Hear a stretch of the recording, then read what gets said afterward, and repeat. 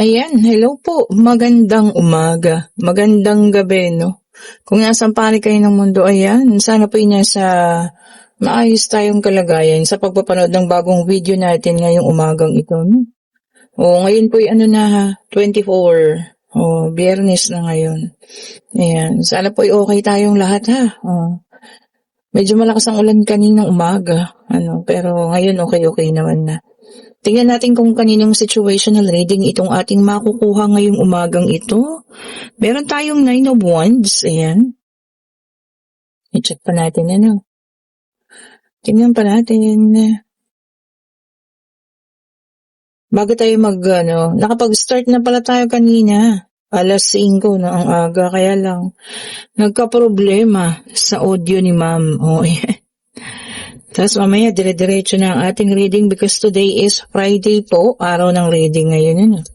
Ayan. Ito, meron din tayo rito ang 2 of Wands. Ayan. Tignan pa natin ito. And meron tayo rito ang Queen of Cups. Ayan. Dami emosyon ha. Ay, ayun And we have here the Fool. Okay. So, ito na ha. Ayan, ayaw magsipagpantay. Ayan. Ayan, pantay na. Okay po, medyo OC tayo sa, mga cards, no?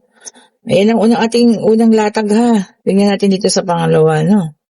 Aninong situational reading ito, no? Take only what resonates pa rin po.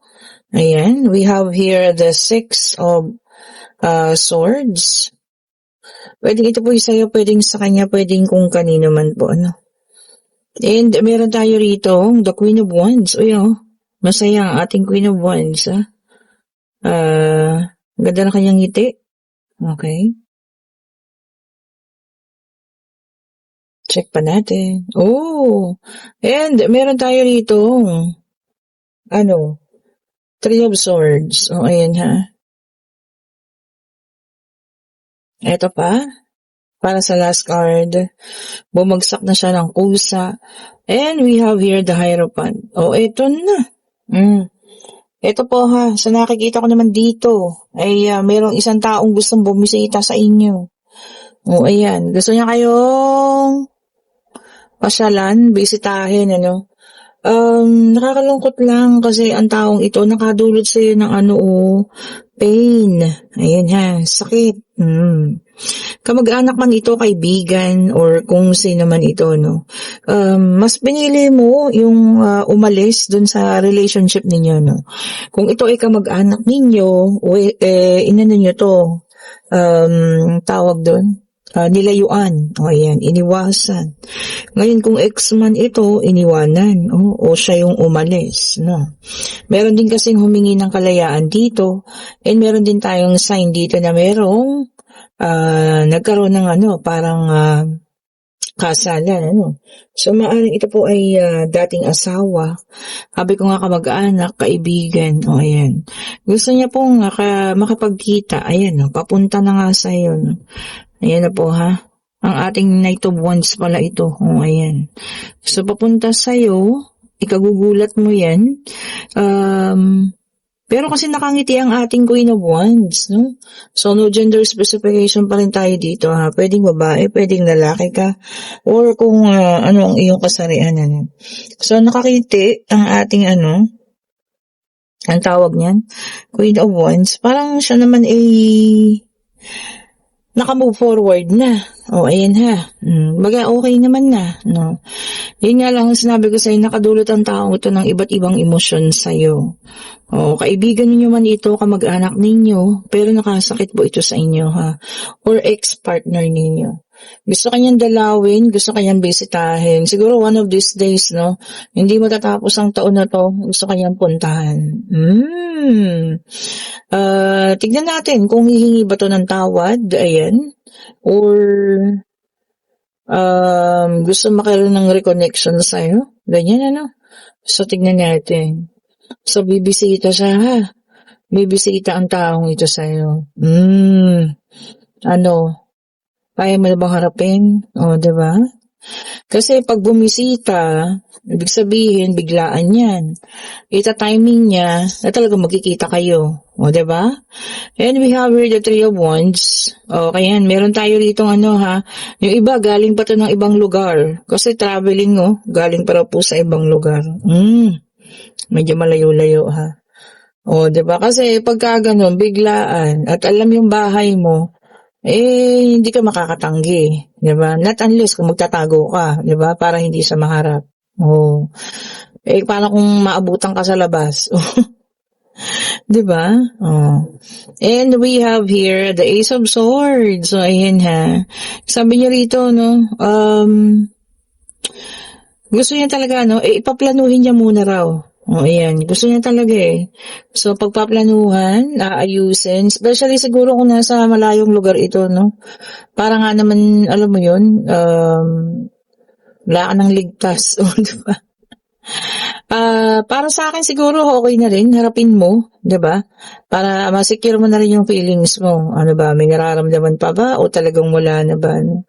Or tapos na rin. Oh, you also, enjoying your freedom. Meron din ulit the fall dito, So, dalawa sila. So, parehas naman na kayo, Kumbaga, nag-enjoy na ng freedom, parehas kayo, ha? Lalo ka na. Siguro kasi ngayon, mas may rami kang oras, para sa sarili. Ayan, para sa pamilya or kung ano man, So, enjoying your freedom. Tama naman yan. Good po yan, ha? Napakaganda yan. O, ito pa. Tignan natin, May check pa po natin. Kahit ano man po, ang mangyari. O, yan. Makalmahan lang. O, diba? Lalo na kasi baka meron pa dyan yung iba. Hindi pa kayang, harapin, medyo ma-high blood pa pag nakita nila.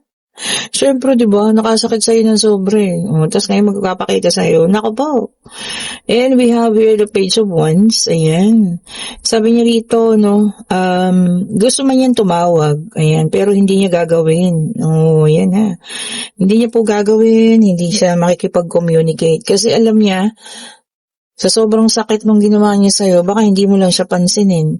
Or kung hindi man, kung ano man ikaw, messenger, maaaring nakablock na. O, di ba po, Or talagang ayaw mo nang kausapin. Oh, tignan niyo, Queen of Wands talaga. So, nagpapakasipag ka lang ngayon, energetic, sabi nga rito, Yan talagang sarili lang yung iniintindi. Buhay lang, ganyan. Which is good po ha. Tama po yun. Sarilinin lang natin. And we have here the Eight of Swords. Ayan. Sabi niya rito, nape-pressure na siya. Feeling pressured na, Kasi parang gusto niya kasi talagang, alam mo yan, kausapin ka na. Baka meron din siyang sasabihin, Or idudulog sa'yo, or sasabihin sa'yo about something, property ba ito? Ayan, kailangan ninyong pag-usapan. Teka muna, baka makahawak kayo ng itak pagka yung mga property. Diba? Hindi pa nga humihingi ng tawad dahil hahanapin pa yung mga property ninyo. Ano gusto paghatian pa? Wow! O diba? Napakatik naman ang face. And we have here the Four of Wands. So, ayan ha. Sabi niya rito, talagang gusto niya ng reunion. Oh, reunions.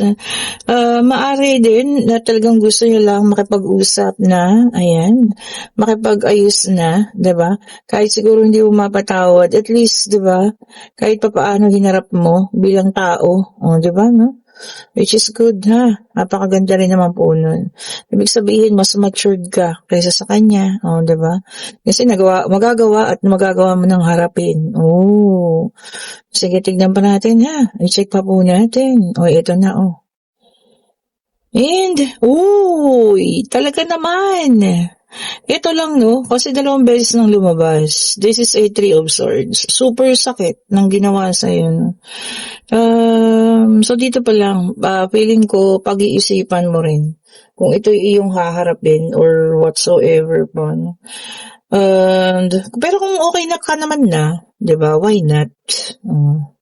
'Di ba po? Para ipakita mo lang na ikaw po ay isang tao rin na marunong tumanggap ng bisita, 'di ba?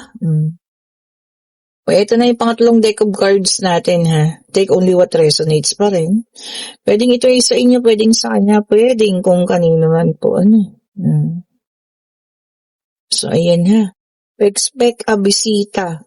Pwedeng paparating, pwedeng ngayong araw, pwedeng bukas, Sabado ha. Kahit na anong araw po ito ha, timeless ang ating reading. So, expect mo, bisita mo. O, diba?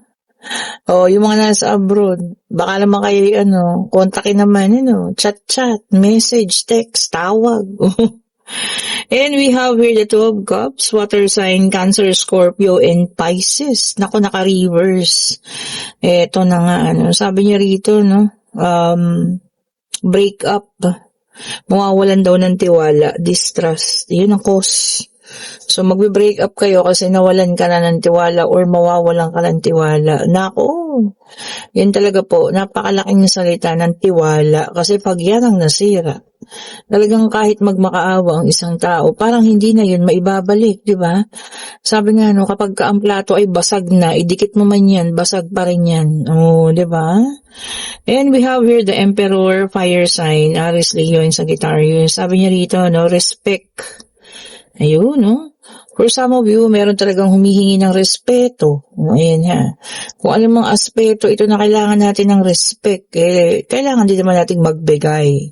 Kung gusto mong ikaw ay irespeto, dapat matuto ka rin po magbigay, And we have here the Knight of Pentacles in reverse, earth sign na ito, Taurus, Virgo, and Capricorn.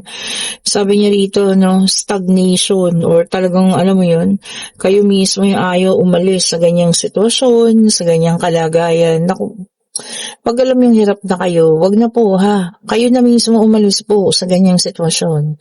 Kasi mas lalo kayo mahihirapan po, Mas lalo lamang kayong mahihirapan kapag ganyan. Diba? Might as well, iwanan nyo yan. Alisan po ninyo yan, ha? Ayan. Ito pa, ayun na. Ay, nako. Tingnan nyo naman. Para sa mga tatlong card, 3 of Swords again. For some of you, magkakaroon ng emotional pain. Talagang merong hindi magandang pakiramdam, ang iba sa inyo. Sakit na nararamdaman, breakup man ito, pagkawala ng kung ano, anong mga bagay man yan. Alaga ninyo. Grief, sabi, kalungkutan. And we have here ang ating dumulas pa, Ayan, ito ang ating The Chariot, water sign ulit ito. So, lumabas pala sa unang latag ha, water, fire, earth, and air sign. Ayan, kompleto po ha, lumabas na lahat ng mga zodiac sign. We have here the Chariot. So, meron tayo ditong progress, or paglago, or pag-ayos. Ayan. May progress daw po ha, pwedeng sa buhay-buhay natin yan, sa financial natin yan, sa pag-ibig man yan, may pag-ayos na ang mga emosyon, yan ang maganda, diba? Kasi talagang maayos na. Kung ito naman yung matagal mo nang hinihintay, sabi nga nila, hindi mo kasi kailangan mapilit maayos ang lahat-lahat. Hintayin mo rin, may tamang panahon at tamang pagkakataon to. Diba? Minsan talaga kahit ginagawa natin ng paraan para umayos, hindi lalong lumalala diba? Kaya hintayin natin yung tamang oras po ha, tamang pagkakataon kasi aayon at aayon din po sa inyong lahat. And we have here the 9 of Wands, ayan, fire sign, Aries, Leo, and Sagittarius. Sabi niya dito, wala nang, sabi niya, wala nang masasakit pa. Yan. Yun ang maganda. So, hanggang doon na lang talaga yun. Wala nang hihigit pa sa sakit na nararamdaman mo ngayon, kumpara sa'yo yan. Salamat naman po. Diba? Kasi kung may dadagdag pa, naku, mahirap po yun. Yung sunod-sunod, na hindi magagandang pangyayari, yun ang mahirap po, So, kung hanggang doon na lang, salamat naman, diba? At least, move forward na tayo, diba? Makakaalagwa na kahit pa paano. Ito na. Tignan natin, Aga ko natulog kagabi, siguro pa mga alas 10 pa lang. Ewan ko ba, ako'y antok na antok. Pagkagawa ko ng reading, ang tagal lang nag-upload kasi mahina yung internet namin. Buti nga't naayos na. Ayun po, tulog na ako. And meron tayong the world. Ayan earth sign ulit ito. Sabi niya rito, for some of you, ayan, makakaramdam na para bang kayo'y nabuo na ulit. Wholeness. Sabi niya, pagkabuong muli. Siguro, ito na yung time na talagang nakalimot na. No, wala naman kasing time frame. Yung iba, madaling makalimot, 'di ba? Yung iba naman, matagal. Pero alam mo yun, pag naramdam mo na buo ka na ulit, pwede na tayo ulit usap kung kanino man at pwede na tayong umayos ulit. O, 'di ba? Ang saya sa pakiramdam nun, 'di ba? Buo ka na ulit. Feeling of wholeness, sabi nga. O, eto na, tignan pa natin ano. I-check pa natin. O, eto na ang final card. And we have here the Three of Wands, fire sign ulit ito. Sabi niya rito, no, talagang you are preparing. Meron tayong preparation na ginagawa ngayon. Kasi naman sa inyo dyan, ano, may pinaghahandaan. Pwedeng pag-alis ito, pag-travel, ano, or meron kayo talagang isang event na ginagawa dyan. Magiging maayos naman daw po. Ayan, kung travel man ito, mas magiging maayos lalo. Ano. Alam mo yun? Kung ito yung sa trabaho mo, galingan, di ba? Ayusin, di ba? Minsan kaya naman tayo nagpe-prepare, di ba? Para mas makita natin na mas magiging maayos, di ba po? O eto na, kayo po yung magtanong na ha, pag-ibig, pangyayari, financial, ano man ang gusto nyong malaman, ano? Divine Universe, anong isasagot mo sa kanilang katanungan po? Ayan. Ayun na. At ang sagot po ay yes. Oh, ayan ha. And this is the resilient card. Ibig sabihin, ano, talagang lahat nakakayanan, mapagtatagumpayan. Sabi nga, ano, makapagod. Sabi nga, pero hindi susuko. Oh, di ba? Napaka-resilient. Ibig sabihin, ano. Oh, ayan po. Kung nagugustuhan yung ating reading, pa-like, pa-share, pa-subscribe, and hit the notification bell para lagi kayong updated sa mga bagong videos na nire-release natin. At eto na nga, kung kayo na sa situational reading na magkakaroon kayo ng unexpected na bisita, hindi inaasahan, kayo pa rin naman, ano, ang tawag dito, decision. Kayo ba'y makikipag-usap? Kayo ba'y haharap? Or whatsoever po, no? Pero siguro, pagdating ng oras na yun, doon nyo pa lang din malalaman kung ano rin yung tunay ninyong nararamdaman. O, diba? So, paghandaan nyo na kung para sa inyo ito, no? Unexpected bisita is coming. Kakatok ba yan sa inyong pintuan? O, diba, no? Okay po, thank you so much po for watching. Have a great morning po ulit sa lahat, ha? Stay safe po kayo. Medyo patingin ko magiging maulan ang maghapong ito, no? Makulimlim po. Lagi magdala ng payong po, ha? At syempre, mag-vitamins po dahil paiba-iba yung panahon. Ingat po kayo, ha? Salamat po sa inyo.